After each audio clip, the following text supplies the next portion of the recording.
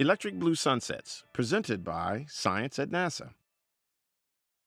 Northern summer is underway.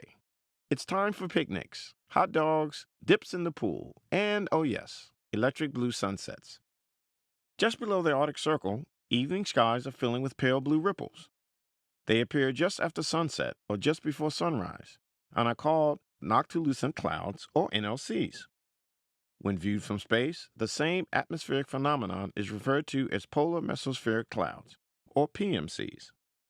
Cora Randall, chair of the Department of Atmospheric and Oceanic Sciences at the University of Colorado, says the 2016 season for noctilucent clouds began on May 24th, when NASA's Aeronomy of Ice and the Mesosphere Satellite, or AIM, spotted a puff of electric blue around the Arctic Circle. NLCs are Earth's highest clouds. Seeded by meteoroids, they float at the edge of space more than 50 miles above the planet's surface. The clouds are very cold and filled with tiny ice crystals. Those tiny crystals do a good job of scattering blue light from the rising or setting sun, hence their electric blue color.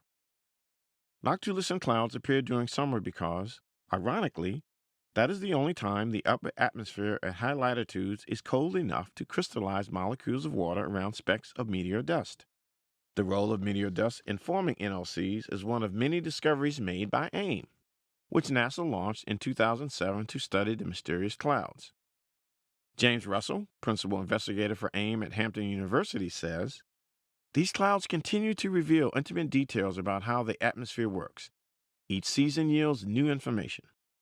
The first recorded observations of noctilucent clouds were made in the 19th century after the eruption of supervolcano Krakatoa. At the time, people thought the clouds were caused by the eruption, but long after Krakatoa's ash settled, the clouds remained. In those days, NLCs were a polar phenomenon confined mainly to the Arctic. In recent years, they have intensified and spread with sightings as far south as Colorado and Kansas. The reason may be climate change on the edge of space.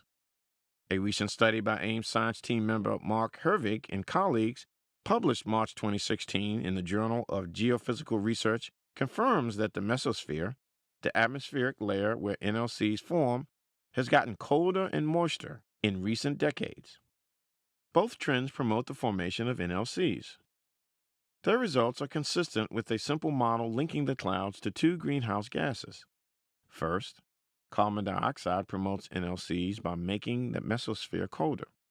While increasing carbon dioxide warms the surface of the Earth, those same molecules cool the upper atmosphere, a yin-yang relationship long known to climate scientists. Second, methane promotes the clouds by adding moisture to the mesosphere because methane oxidizes into water as it rises in the atmosphere. Noctilucent clouds appear to be a telltale sign of important greenhouse gases, and that, says Russell, is a great reason to study them. They may be at the edge of space, but they're telling us something very important about our own planet. For more news from the edge of space, stay tuned to science.nasa.gov.